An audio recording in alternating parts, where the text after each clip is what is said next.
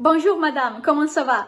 Aujourd'hui, je vais commencer notre parcours artistique sur Léonard de Vinci, donc sur la Joconde, l'œuvre la plus importante, et puis Ginevra de Benci. Pour ces raisons, je vais commencer par la Joconde. Donc la Joconde ou la Mona Lisa. Ce tableau a été conçu en 1503 par Léonard de Vinci à Florence. Mais l'œuvre, au cours des années, était importée par le même Léonard de Vinci en France, à la cour donc des rois français, et était l'œuvre la préférée de Léonard de Vinci. La Joconde, par le titre, nous pouvons aussi comprendre que signifie Joconde. Joconde signifie que était la femme d'un commerçant florentin, Giocondo, et Mona Lisa, parce que le vrai nom de la femme portraitée ici était Lisa Gherardini. Donc la femme était portraitée par le même Léonard de Vinci. Elle est assise dans un fauteuil sans dossier et elle est aussi assise de 3/4 à gauche. Ce que nous pouvons voir, c'est le geste de croiser les mains. Elle est bien assise et le paysage aussi et son visage bien clair et bien mystérieux sont les protagonistes. Parce que les mystères sont deux.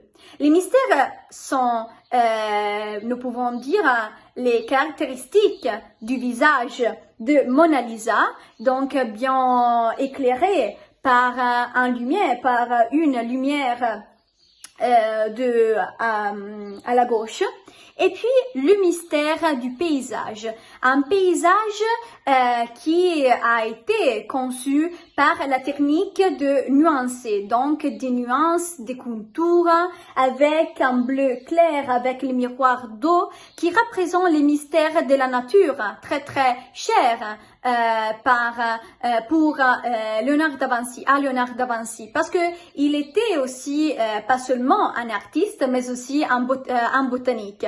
Donc la Joconde était aussi un vrai mystère, parce que elle est bien assise, mais son visage est mystérieux, parce que par la technique des nuances et de ces contours là, puis de la robe bien sombre, nous pouvons voir le sourire et surtout les contours des yeux qui sont un monde bien mystérieux que l'artiste cherchait de découvrir mieux.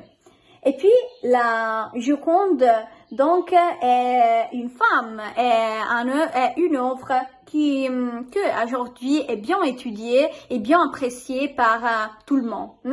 Et pour ces raisons, nous pouvons voir que la Joconde a une jumelle, un autre tableau qui était Ginevra de Benci. Parce que cette femme-là, Ginevra de Benci, nous pouvons savoir que son nom, que la femme portraitée était Ginevra de Benci, parce que nous avons des arbres qui sont les ginévriers. Donc, les arbres qui font référence au nom de Ginevra. Donc, i ginepri avec le nom Ginevra.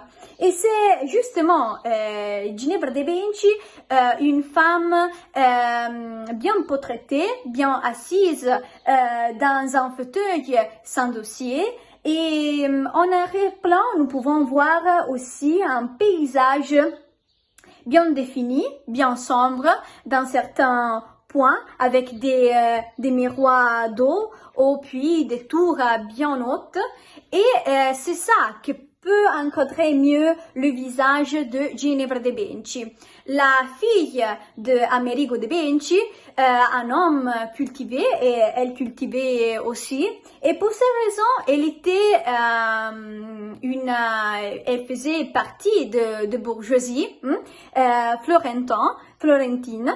Mais dans le tableau, elle ne porte pas des colliers, mais elle est bien raffinée parce que elle a les cheveux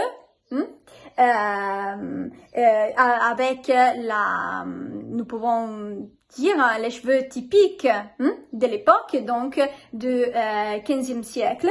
Et puis cette robe-ci très raffiné, pas très sombre, avec des couleurs très similaires aux cheveux. Et c'est ça que nous pouvons voir aussi une certaine similitude, la dernière similitude. Mais la Mona Lisa, nous pouvons voir qu'elle est portraitée par aussi un geste bien raffiné, mais bien ambigu, bien mystérieux. Mais Ginevra de' Benci, elle a été portraitée pas par une partie très bas, donc les mains ou tout ça. En effet, elle était bien mieux portraitée, tout son corps, plus partie de son corps était portraitée. Mais pendant les années, au cours des années, l'œuvre était coupée. Nous ne savons pas la raison,